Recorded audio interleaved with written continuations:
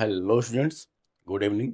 हम लोग कर रहे थे बेसिक कॉन्सेप्ट ऑफ केमिस्ट्री के लेक्चर्स और आज हम बात करेंगे percentage of an element in A compound, empirical formula, molecular formula और साथ में बहुत सारे क्वेश्चन इन चीज़ों पे बेस्ड। ठीक है, सबसे इंपॉर्टेंट है फिजिकल केमिस्ट्री में प्रॉब्लम की प्रैक्टिस। टर्म्स कम जानिए, कोई बहुत ज़्यादा टर्म नहीं है, कोई बहुत इंफॉर्मेशन नहीं है, लेकिन नंबर ऑफ प्रॉब्लम्स सबसे इंपॉर्टेंट है। नंबर ऑफ प्रॉब्लम्स, तो चलिए देखते हैं percentage of element in A compound.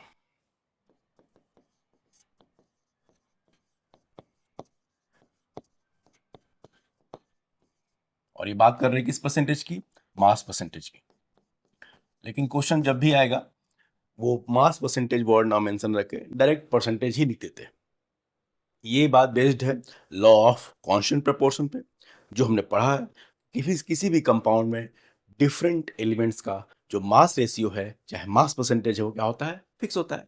किसी भी कंपाउंड में डिफरेंट एलिमेंट का मास परसेंटेज चाहे मास रेशियो क्या होता है? फिक्स होता है, वो हम निकाल सकते हैं। तो क्या लिखेंगे?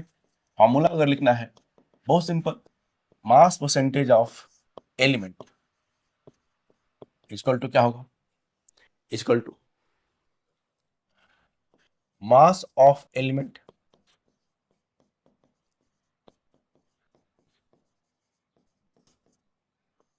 Upon molecular mass of compound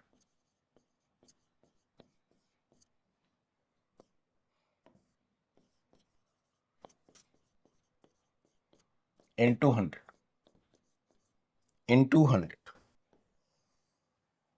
into 100। Formula कुछ खास नहीं है, फॉर्मूला कुछ खास नहीं है, इसको क्वेश्चन के फॉर्म में हम लोग देख लेते हैं। भाई परसेंटेज ऐसे तो निकालते हैं। 600 नंबर का पेपर था, 50 नंबर मिला, तो कितना परसेंट हुआ? 50 अपॉन 600 इंटू 100, वही तो है।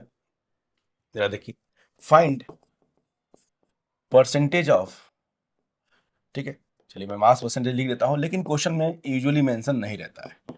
Find mass percentage of oxygen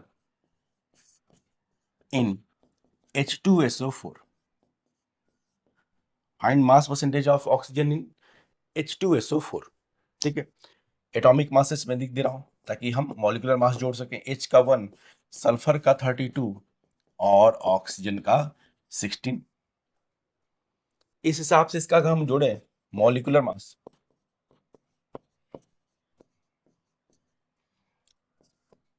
that will be, आप जोड़ लेना, 2 इंटू 1 ये हाइड्रोजन का हो गया, प्लस 32 प्लस 16 इंटू 4, यहां से 96 AMU आएगा। अगर एक मॉलिक्यूल की बात करें तो 96 AMU। अगर चाहे तो, चूंकि हम लोग पढ़ चुके हैं, ग्राम पर मोल भी ले सकते हैं। 90 सॉरी 98 98 98 64 32 बिल्कुल 98 98। चाहे इसको अगर एक मोल के लिए लिखना चाहें तो 98 ग्राम पर मोल हो जाएगा। उससे हमारे सवाल पे कोई फर्क नहीं पड़ने वाला। चाहे आप इसको एक मोल के लिए 98 ग्राम पर मोल लिखिए, चाहे एक मॉलिक्यूल के लिए H2SO4 के एक मॉलिक्यूल के लिए 98 AMU लिखिए, उससे हमारा परसेंटेज पे कोई फर्क नहीं पड़ने वाला। आप जरा देखिए, तो परसेंटेज ऑफ ऑक्सीजन, चाहे प्रिसाइजली मास परसेंटेज, कौन सा परसेंटेज है भाई? मास परसेंटेज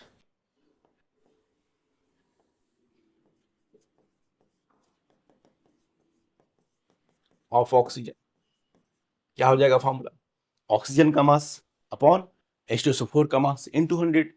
तो जरा देखो ऑक्सीजन कितना है, 4 ऑक्सीजन है, 4 इंटू 16, यही तो है, ये वाला पूरा पोर्शन ही तो है ऑक्सीजन का मास।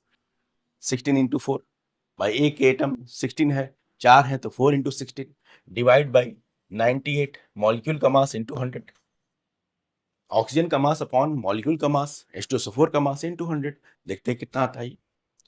4 इन, बहुत सिंपल है, बहुत सिंपल है। हाँ, लेकिन इसका यूज हमको आगे करना है एम्पेरिकल में, वहां पे ही ज्यादा इंपॉर्टेंट होगा। तो ऐसा चाहिए वाले क्वेश्चन बहुत कम आते हैं। 64 डिवाइड बाय 98, तो ये आ रहा है 65.3%। 65.3%।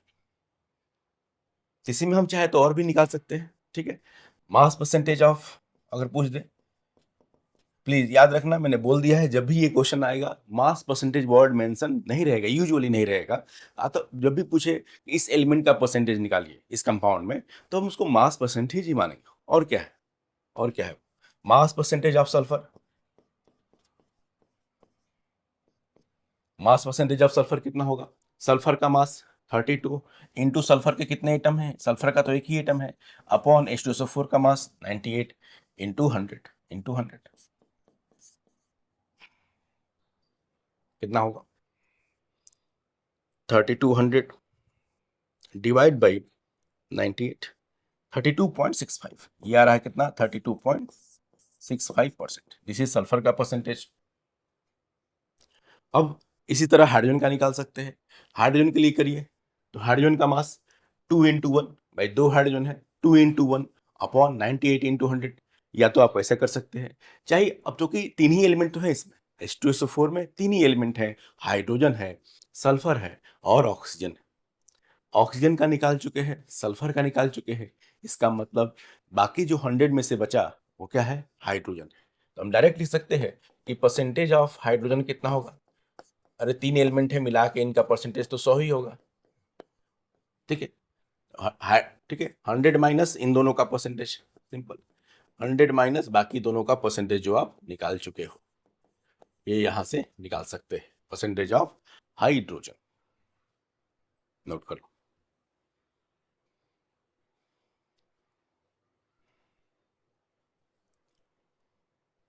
चलिए एक दो और क्वेश्चन देख लेते हैं फिर हम आगे बढ़ते हैं। तो ये बहुत बेसिक है मास परसेंटेज, ठीक है, बहुत बेसिक है।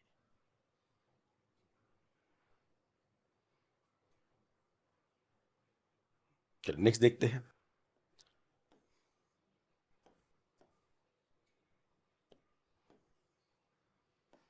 फाइंड मास परसेंटेज ऑफ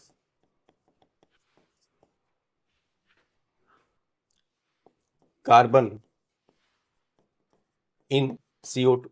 बहुत आराम से निकाल लो, ठीक है, बहुत आराम से निकालोगे कार्बन का एटॉमिक मास। एटॉमिक मास का डेटा हमेशा ने कहा किसी भी क्वेश्चन में किसी भी स्टैंडर्ड एग्जाम में दिया रहता है, तो एटॉमिक मासेस। और बात है कि आप इतने सारे क्वेश्चन कर लेते हो तब तक मूल कॉन्सेप्ट है, दुनिया भर के चैप्टर है, एटॉमिक मास रट जाते हैं, एटॉमिक मास आपको याद हो जाता है, लेकिन फिर भी एग्जाम में ये दिया रहेगा, कार्बन का 12, ऑक्सीजन का 16। अच्छा आप सोचें कि भाई यूनिट क्या है, तो अगर एक एटम की बात करें तो 12 AMU, अगर एक कार्बन एटम की बात करें 12 AMU, एक मोल की बात करें तो 12 ग्राम। ठीक है, लेकिन उन सब बातों का हमारे परसेंटेज पे कोई फर्क नहीं पड़ने वाला, या तो ग्राम में रिप्रेजेंट करिए या एमयू में, परसेंटेज ऑफ एलिमेंट का फर्क नहीं पड़ने वाला। भाई सिंपल सी बात है, एक मॉलिक्यूल CO2 के एक मॉलिक्यूल में जितना परसेंट कार्बन होगा उतनी ही एक मोल में तो होगा। CO2 के एक मॉलिक्यूल में जितने परसेंट, जितना परसेंट मास परसेंटेज कार्बन का होगा उतना ही एक मोल में लेंगे तो उतना मास परसेंटेज आएगा। तो उस बात का यहाँ पे कोई फर्क नहीं, इसलिए मैं बस यूनिट लिख रहा हूँ, मतलब इंटीजर 12 और 16। तो क्या सर यूनिट क्या है, तो आप जो मन करे ले लो, आपके ऊपर है भाई, जोड़ेंगे। चलिए molecular mass,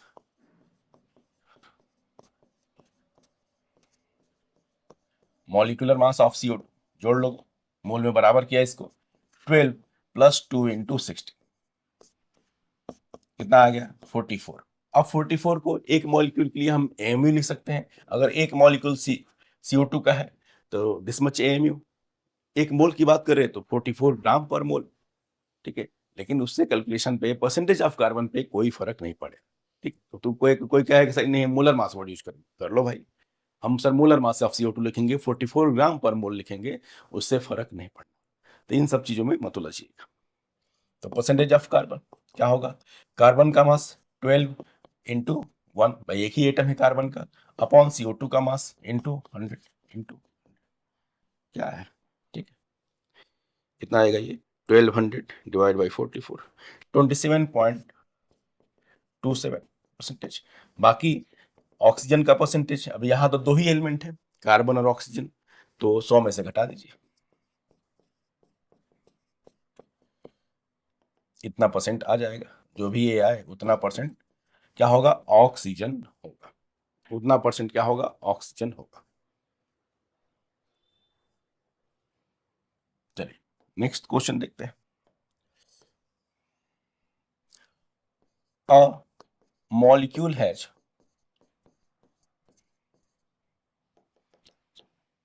a compound has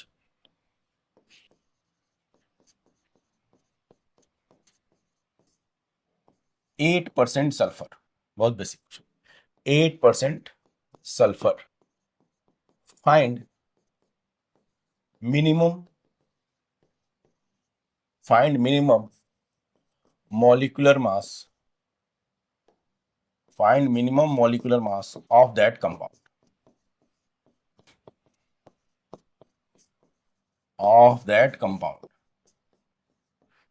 minimum molecular mass of that compound.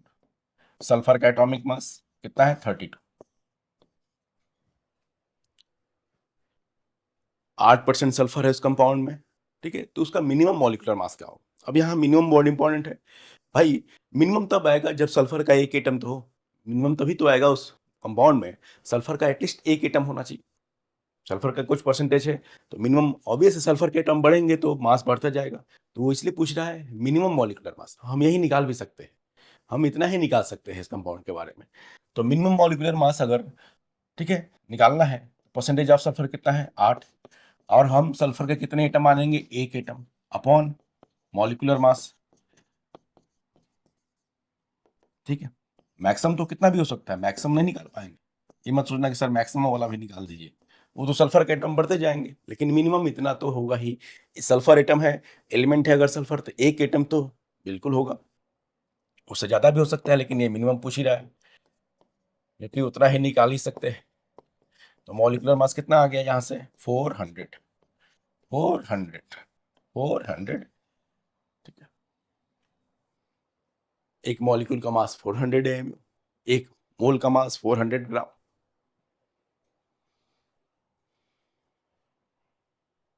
तो ये मत सोचना कि सर इसमें मैक्सिमम कैसे निकालेंगे, मैक्सिमम में तो नंबर ऑफ एटम सल्फर के कितने भी हो सकते हैं भाई।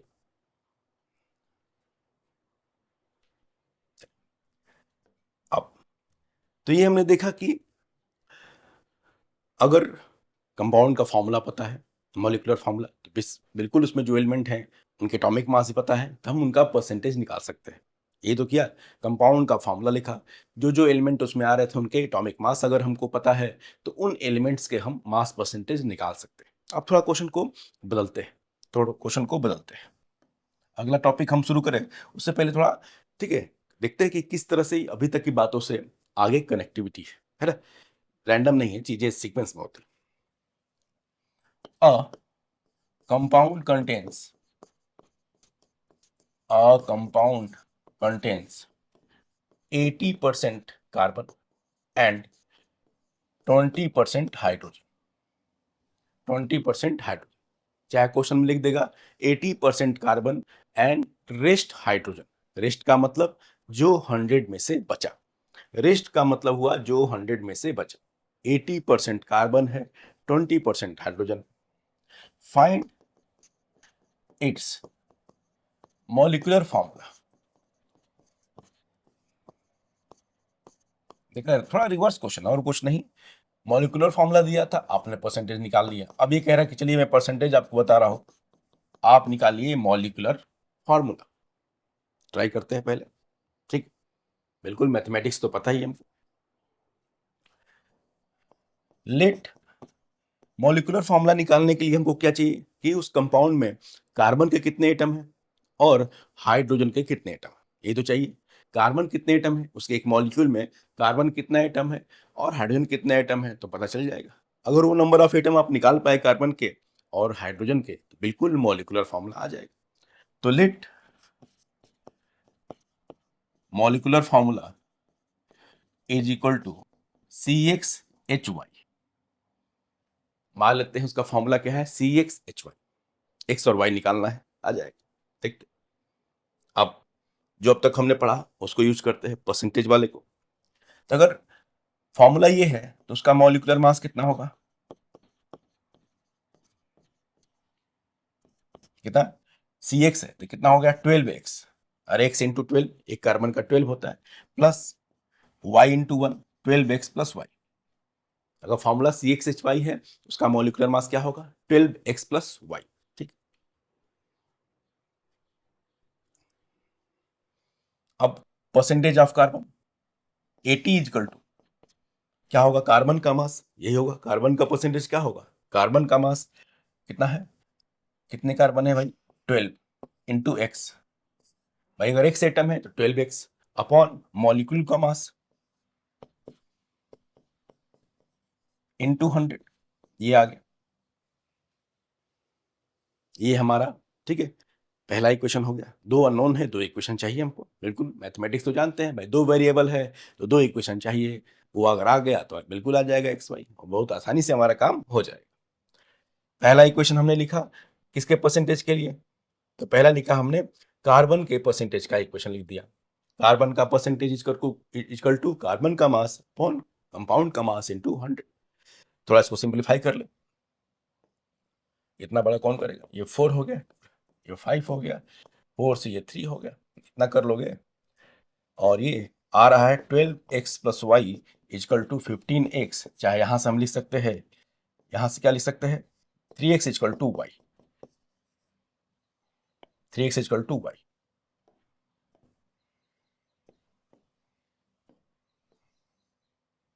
ये पहला इक्वेशन है, चलिए इसको हमने लिख दिया पहला equation number 1।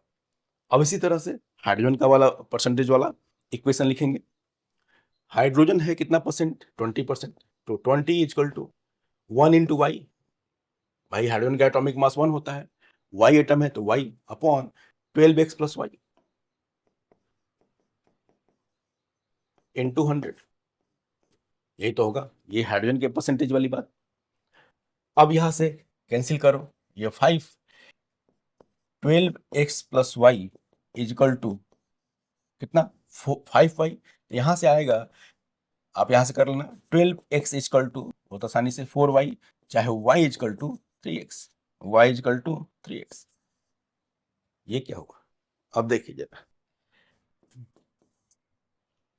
y equal to 3x, अब पिछले क्या था 3x इजकल टू y, तो क्या ये दोनों डिफरेंट इक्वेशन है, देखिए हमने ट्राई तो किया, बिल्कुल हमारा पर्पज क्या था कि हम x और y अगर निकाल ले तो बिल्कुल आ जाएगा मॉलिक्यूलर फार्मूला। अब एक्स वाई निकालने के लिए तो ऑब्वियस है दो वेरिएबल है तो दो इक्वेशन बनाना था, एक इक्वेशन बनाया कार्बन के परसेंटेज के थ्रू, एक इक्वेशन बनाया हाइड्रोजन के परसेंटेज के थ्रू, लेकिन अल्टीमेटली तो दोनों सेम हो गया। और मैथमेटिक्स क्या कहता है कि अगर नंबर ऑफ इक्वेशंस जो है वो कम है, सेम है, मैं दोनों तो एक ही इक्वेशन बना, दो वेरिएबल एक इक्वेशन, अब ऐसे सिचुएशन में हमको क्या मिल सकता है इनफाइनाइट सोल्यूशन। अब इंडिविजुअल आप एक्स और वाई की यूनिक वैल्यूज नहीं निकाल सकते, जो आपको चाहिए था निकाल क्या सकते हैं, अब तो इनफाइनाइट, भाई कोई कहेगा कि x1 लिखेंगे y3 आ जाएगा, x2 लिखेंगे y6 आ जाएगा, x3 लिखेंगे y9 आ जाएगा, एंड सो। तो आखिर में अल्टीमेट आंसर क्या है, कोई भाई यहाँ पे आप यही गेस कर सकते हैं ना कि हम सर कोई फॉर्मूला लिखेगा CH3, कोई लिखेगा C2H6, C3H9 and so on, ठीक है, और हर कंपाउंड का कोई स्पेसिफिक मॉलिक्यूलर फॉर्मूला होता है भाई, ये इनफाइनाइट मॉलिक्यूलर फॉर्मूला तो नहीं होंगे उसके। तो ऐसे सिचुएशन में हम क्या बता सकते हैं, यूनिक वैल्यूज तो नहीं बता सकते, लेकिन एक्स और वाई का जो है वो रेशियो बता सकते हैं, ठीक है, रेशियो ही तो निकला।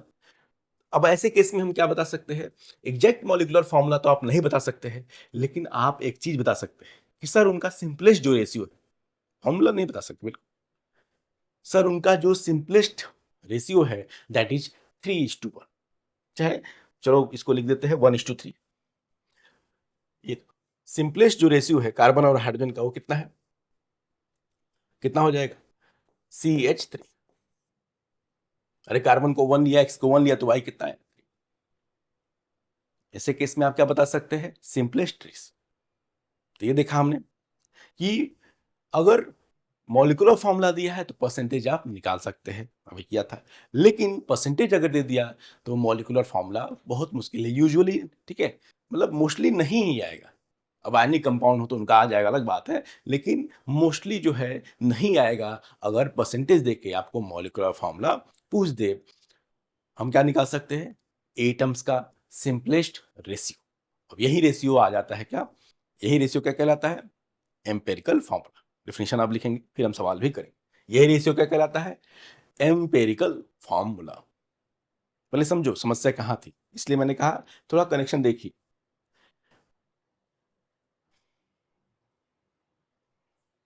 ठीक है, तो इस केस में हमने क्या निकाला? एक्स और वाई का सिंपलेस्ट रेशियो, एक्स और वाई का सिंपलेस्ट रेशियो, एटम्स का सिंपलेस्ट रेशियो।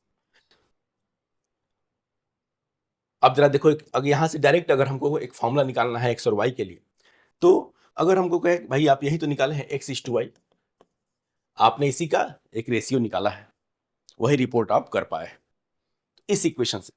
यही से जरा देखें, यहां से एक्स कितना आएगा, एक्स की वैल्यू क्या होगी? दैट विल बी, जरा देखना इसको, 18/100, 18 बाई एक्स की वैल्यू, बस हम एक्स पे फोकस करें पहले इक्वेशन से। एक्स इजकल टू, अगर हम इकट्ठ ना करते, एक्स इजकल टू क्या होता? 18/100 into 12x+y, 18/100 into 12x+y by 12 होता, ये एक्स की वैल्यू हो जाती। और वाई में क्या था? 20 into 12x+y divide by 100 divide by 1, अरे 1 था। अब हमको एम्पेरिकल फॉर्मूला निकालने का एक सिंपलेस्ट यहां से टर्म भी आ जाएगा।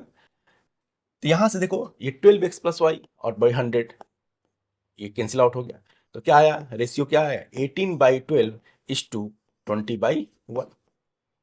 कैसे हमने अगर डायरेक्ट करना हो, अगर डायरेक्ट वो रेशियो निकालना हो तो क्या कर किया हमने?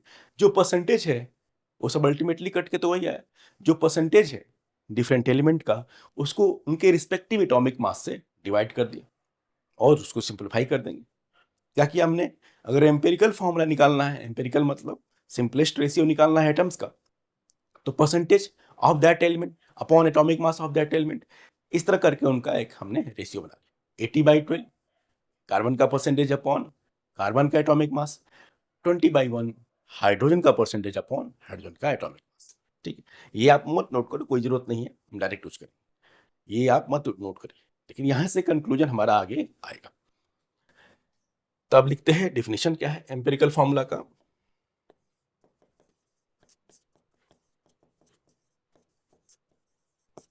Empirical formula,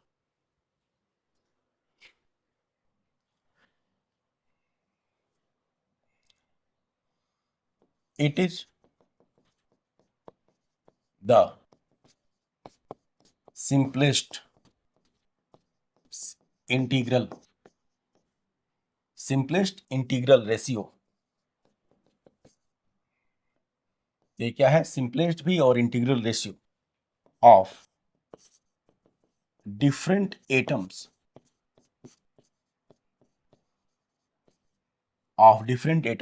in a molecule,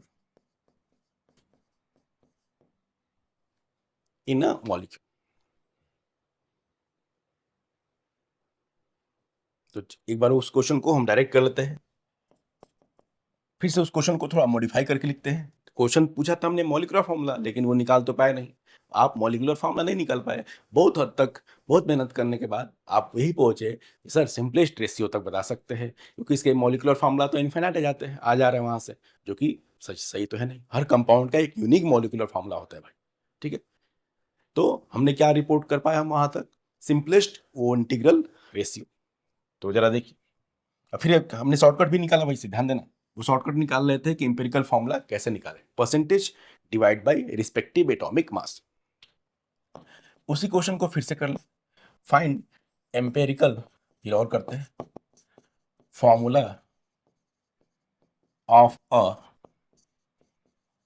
compound having 80% carbon and 20% hydrogen. अब एग्जाम में हमको डायरेक्ट करना है, वो तो भाई समझाने के लिए था उतना सब। ठीक है, तो आप बेसिक समझे, तो क्या करना है हमको? C/H का हमको सिंपलेस्ट रेशियो निकालना है, तो क्या करेंगे? C का परसेंटेज 80 बाई कार्बन का एटॉमिक मास 12 और हाइड्रोजन का परसेंटेज अपॉन हाइड्रोजन का एटॉमिक मास। चलिए अब इसको क्या करना है? सिंपलीफाई करके सिंपलेस्ट और इंटीग्रल रेशियो चाहिए। सिंपलेस्ट भी हो और इंटीग्रल रेशियो भी हो।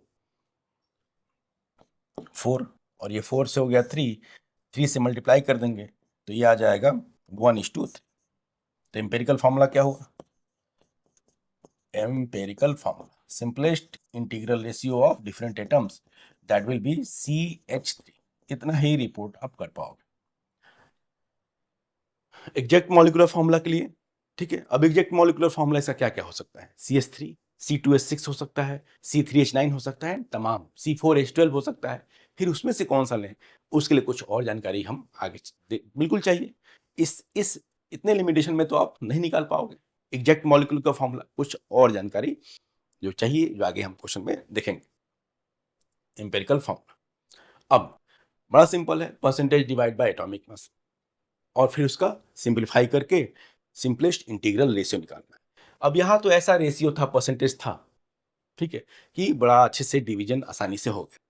तब अब इसमें दिक्कत आएगी कैलकुलेशन की, उसमें दिक्कत आएगी कैलकुलेशन की, खासकर जब वो चीज़ें आसानी से वो कटे ना, पॉइंट में चीज़ें आ जाए। तो जरा उसको भी देख लेते हैं, एक दो एग्जाम्पल। अदरवाइज पता है हमको करना क्या है। अब मैथमेटिकल दिक्कत आ सकती है, और मैथमेटिकली कहाँ गलत हो सकता है, बहुत तेजी में करेंगे आप, जैसे कई बार बच्चों से हो जाता है क्लास में, तो बिल्कुल ये गलत आ सकता है। जरा देखना, खासकर तब जब वो रेशियो भाई आसानी से सिंप्लीफाई ना हो। Find empirical formula of a compound which contain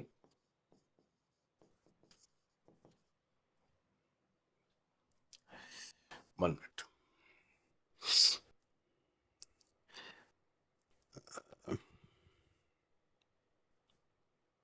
82.75% carbon and rest, क्या इतना कार्बन है और बाकी जो बचा वो क्या है? हाइड्रोजन। कार्बन का बार बार लिखूंगा नहीं, कार्बन का एटॉमिक मास है 12, हाइड्रोजन का 1। अब ऐसे केस में हमको निकालना है क्या? Empirical formula. तो बिल्कुल आसान, CH2H का सिंपलेस्ट केस 82.75 बाई 12। अब रेस्ट का मतलब क्या हुआ? 100 में से घटाइए, 82.75 घटाइए और ये होगा 17.25 बाई 1। अब दिख रहा है कि हाँ डायरेक्ट वो डिवीजन आसानी से नहीं कर सकते, करना तो है। तो कैसे कैसे इसको सॉल्व करना, थोड़ा ध्यान देना। ठीक है, पहला डिवीजन आप करिए पॉइंट के 2 प्लेस तक, इंडिविजुअल डिवीजन करिए, पॉइंट के 2 प्लेस तक करिए, तुरंत राउंड ऑफ मत करना, उसी में गलत आ जाएगा, उसी में गलत आ सकता है अगर तुरंत आपने राउंड ऑफ कर दिया तो। पॉइंट पहला क्या करना है? पॉइंट के 2 प्लेस तक। अब जो बता रहे हैं, अब जो चीजें हैं इसमें, अब आपको सिंपल मैथमेटिक्स बताया जा रहा है। अब यहाँ केमिस्ट्री का कोई रोल नहीं भाई, उसने तो बता दिया कि भाई ये कर लो, percentage divide by atomic mass. अब मैथमेटिकल गलती करें तो उसमें आप क्या कर सकते हैं? तो वो मैं बता रहा हूँ कि क्या जल्दीबाजी में आप गलत मत करना हो। पहले क्या करना है? इंडिविजुअल डिवीजन करिए पॉइंट के 2 प्लेसेस तक। अब आपको थोड़ी मेहनत करनी होगी, मैं तो नहीं कर सकता। 82.75 डिवाइड बाय, ये आ रहा है 6.89। पॉइंट के 2 प्लेस तक डिवीजन करना है एग्जैक्ट, और ये हो गया 17.25। पहला डिवीजन पॉइंट के 2 प्लेस तक विदाउट राउंड ऑफ 6.89, तब गलती नहीं होगी। अब क्या करेंगे? दोनों रेशियो में से, दोनों वैल्यूज में से जो छोटा है उससे दोनों को डिवाइड कर देंगे। अब 6.89 लोअर वैल्यू है, अच्छा 3-4 एलिमेंट भी हो सकता है, वो आगे देखेंगे।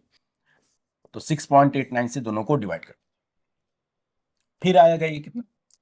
ये आएगा, ये तो 1 हो गया, और ये आएगा जरा देख 17.25 डिवाइड बाई 6.89, ये आ रहा है 2.5।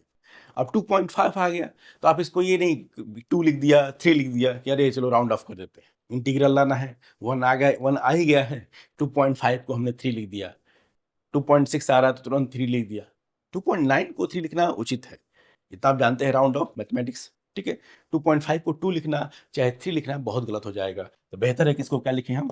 2.5 ही लिखें। लेकिन अभी रेशियो तो यहां तक तो आ चुका है, लेकिन हमको क्या रिपोर्ट करना है? Integral ratio. सिंपलेस्ट हो और इंटीग्रल हो, फ्रैक्शन में ना हो। तो क्या करें, सिंपल मैथमेटिक्स है, 2 से मल्टीप्लाई कर दीजिए। प्लीज ये आप कर सकते थे, लेकिन मैं चाहता था कि गलती ना हो।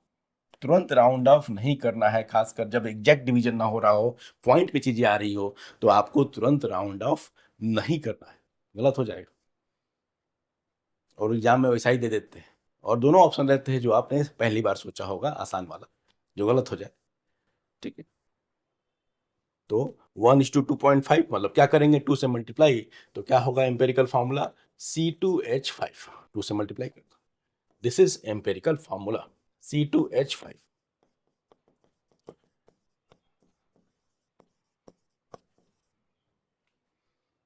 This is empirical formula. वो प्रॉब्लम प्रैक्टिस करेंगे आप, आ जाएगा बिल्कुल। क्या गलती हो सकती है, कुछ खास तो है नहीं इसमें, कौन सा बहुत बड़ा फॉर्मूला बता दिया मैंने, ठीक है, लेकिन तेजी में नहीं, खासकर जब एग्जैक्ट डिवीजन ना हो रहा हो तो थोड़ा ध्यान दें। अब चलिए कुछ प्रैक्टिस करते हैं साथ में। उन्हीं प्रॉब्लम्स में हम देखेंगे कि मॉलिक्यूलर फॉर्मूला कैसे निकालें। इस जानकारी में मॉलिक्यूलर फॉर्मूला तक तो नहीं पहुंच पा रहा है, वही सिंपलेस्ट रेशियो। अब C2H5 के आगे इस फॉर्मूला से क्या बन सकता है, इससे कोरस्पॉन्डिंग, ये तो सिंपलेस्ट फॉर्मूला है। अब इस ये ऐसा एम्पेरिकल फॉर्मूला रखने वाला, ठीक है, अगर कोई पूछे कि कौन से ऐसे मॉलिक्यूल है जिनका एम्पेरिकल फॉर्मूला ये हो सकता है, बहुत सारे होंगे, ठीक है, बहुत सारे होंगे। C4H10 करते जाओ मल्टीप्लाई, 2 से 3 से, C6 कितना, 3 से मल्टीप्लाई किया, C6H15 and so on, dot dot dot. ये सारे मॉलिक्यूल आप 2 से मल्टीप्लाई करेंगे C4H10, 3 से करेंगे C6H15, 4 से करेंगे, इस तरह से आता जाएगा। तो ऐसे बहुत सारे मॉलिक्यूल हो सकते हैं that can have the same empirical formula. अब एग्जैक्ट कौन सा मॉलिक्यूल है इसमें, तो इस जानकारी में तो नहीं हो पाया। अभी देखते हैं फिर क्या चाहिए उसकी जानकारी। क्वेश्चन कुछ प्रैक्टिस कर ले।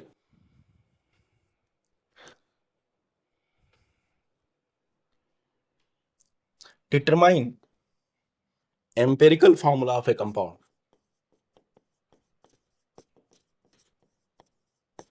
भाई नंबर ऑफ एलिमेंट बहुत सारे हो सकते हैं, मैंने तो अभी एग्जांपल लिया 2 एलिमेंट का, 2 से ज्यादा कितने एलिमेंट भी हो सकते हैं, तो फिर वो सब सवाल में देख लेते हैं। Determine empirical formula of a compound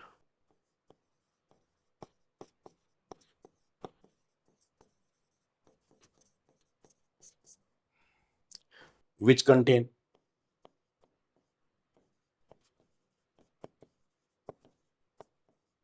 48% carbon, 4%, चलो ये आसान है, ये कैलकुलेशन वाइज आसान है, हाइड्रोजन, एंड 48% क्या, ऑक्सीजन। एटॉमिक मासेस, ठीक है, कार्बन का 12, हाइड्रोजन का 1, ऑक्सीजन का 16।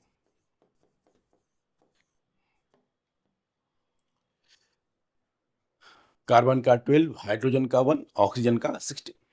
तो C/H/O निकालना है हमको, सिंपलेस्ट रेशियो क्या करेंगे, percentage divide bye respective atomic mass, 48/12। देखा, ये कैलकुलेशन आसान है, ऐसा होगा तो कोई दिक्कत नहीं है भाई, तो डायरेक्ट दिख रहा है कि सिंप्लीफाई हो जाए, 48/16, 3, 4, और ये हो गया 3। तो C कितना आ गया देखो, सिंप्लीफाई करके 3:4:3, मतलब एम्पिरिकल फॉर्मूला हो गया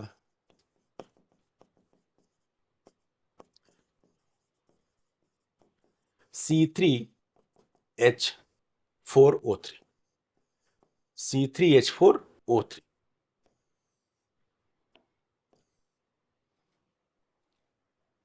C3H4O3। वैसे नीट के एग्जाम में ये जो भी क्वेश्चन आया है नीट में, तो ज्यादातर वैसे ही डिवीजन आया है जो आसान एग्जाम है, और भी क्वेश्चन है, लेकिन वो गलती मत करना जो भी, ठीक है, पिछले क्वेश्चन में खासकर जो वैल्यूज क्लोज होंगी ना आपस में, तो फिर वहां दिक्कत हो सकती है, वहां आप राउंड ऑफ करेंगे बहुत तेजी में, गलत हो जाएगा।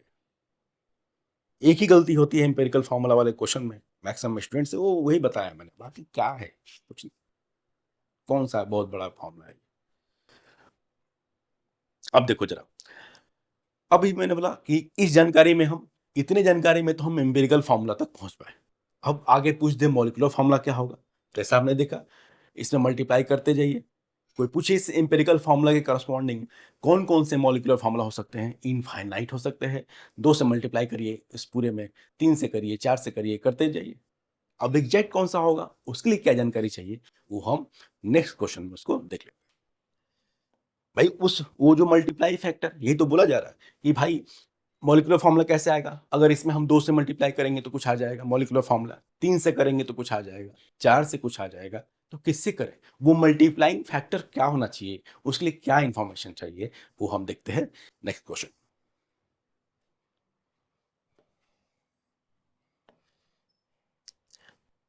फाइंड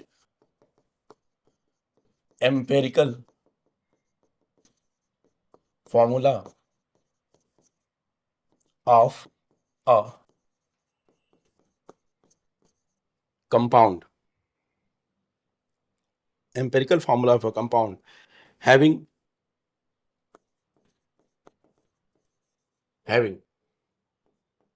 48% कार्बन, 8% हाइड्रोजन, कितना है भाई, 28% नाइट्रोजन, 16%, डेटा आसान दिया है, ठीक है, 16% ऑक्सीजन, ठीक है। अब मेन ये तो एम्पेरिकल हो गया। इफ इट्स मोलर मास, देखा, अब ये जानकारी चाहिए हमको। If it's molar mass is 200 ग्राम पर मोल, ये था extra information. If it's molar mass is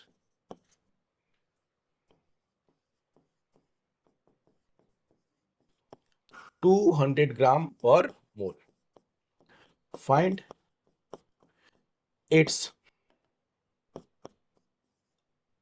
find its molecular formula also.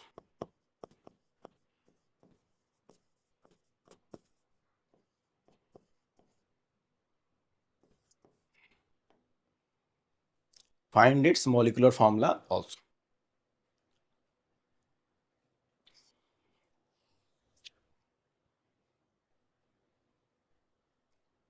ठीक, मॉलिक्यूलर फार्मूला ऑल्सो। तो पहले तो एम्पेरिकल फार्मूला के लिए C/H/N/O, 48 बाई कार्बन का एटॉमिक मास 12, ठीक है, चलो लिख दो।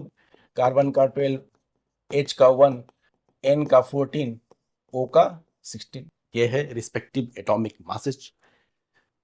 H का 8 बाई 1, 28 बाई 14, 16 बाई 16, ये हो गया 4:8:2:1, ये आ गया एम्पेरिकल फार्मूला।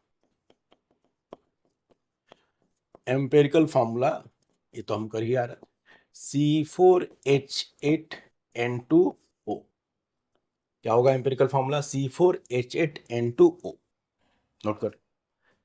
अब जो एक्स्ट्रा फैक्टर है वही, ये तो हम समझ गए हैं कि एग्जैक्ट मॉलिक्यूलर फार्मूला के लिए इसमें कुछ मल्टीप्लाई करना होगा, 1 से, 2 से, 3 से, तो क्या होगा, what will be that multiplying factor.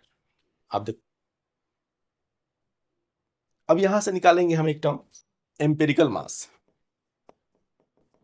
जिस तरह मॉलिक्यूलर मास निकालते हैं उस तरह एम्पेरिकल मास। एम्पेरिकल मास मतलब जो एम्पेरिकल फॉर्मूला है उसका मास क्या होगा, क्या करोगे आप भाई, 12 × 4 प्लस 8 × 1, कार्बन का प्लस हाइड्रोजन का प्लस 2 × 14 प्लस 16,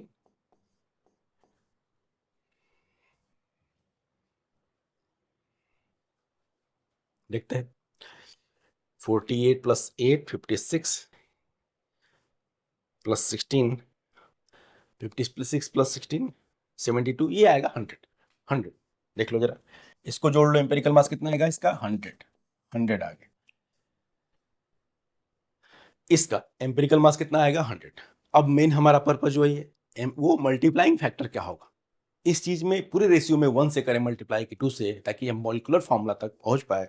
तो देखो जरा, ये एम्पेरिकल मास हमको क्या हेल्प करेगा,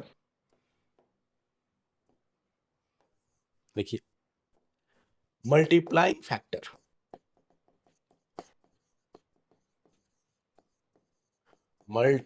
factor, that is equal to molar mass upon empirical mass.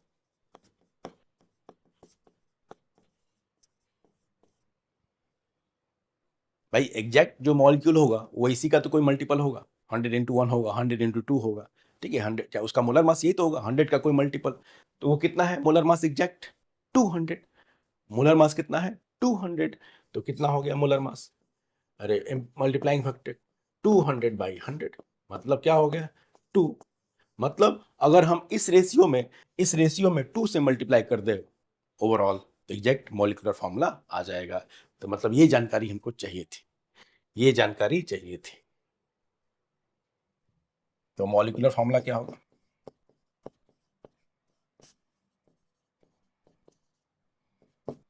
That will be, ठीक है, 2 इंटू दिस, 2 इंटू दिस, हर एक में 2 से मल्टीप्लाई कर दो, तो C8H16N4O2, ओवरऑल में हमने 2 से मल्टीप्लाई किया, C8H16N4O2, नोट करो। आई होप कि आप बहुत सिंपल है, समझ जाओगे ये क्या जानकारी हमारे पास रहेगी, तो दोनों चीजें हम निकाल देंगे, और कब नहीं निकाल पाएंगे।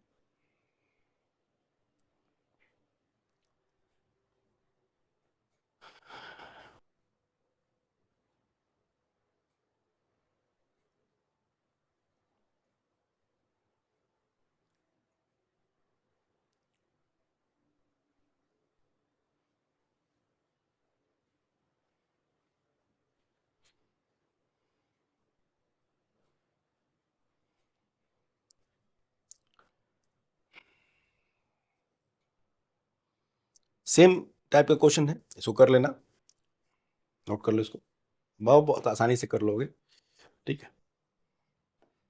डिटरमाइन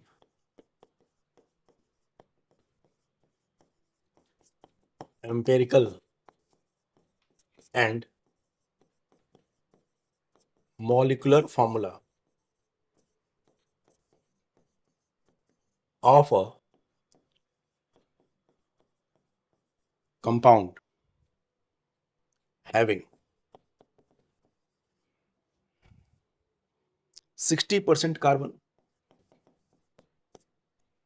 12% हाइड्रोजन, 28% नाइट्रोजन, 28% नाइट्रोजन, ठीक है। ये तो हो गया empirical formula.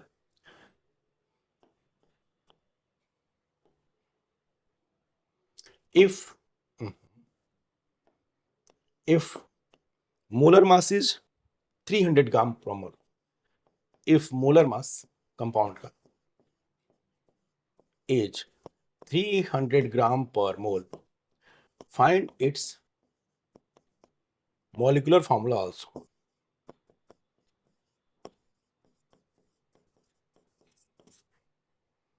find its molecular formula also।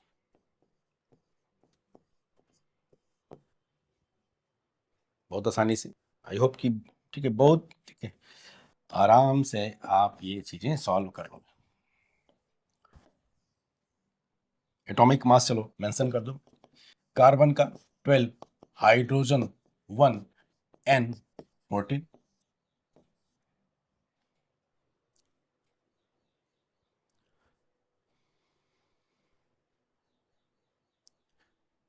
तो इसको जरूर सॉल्व करें, साथ में और क्वेश्चन सॉल्व करो, ठीक है।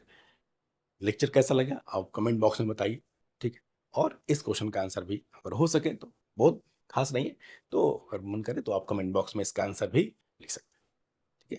मिलते हैं नेक्स्ट लेक्चर में, बेसिक कॉन्सेप्ट ऑफ केमिस्ट्री अभी जारी रहेगा, बहुत सारे लेक्चर बाकी है इसमें। Thank you.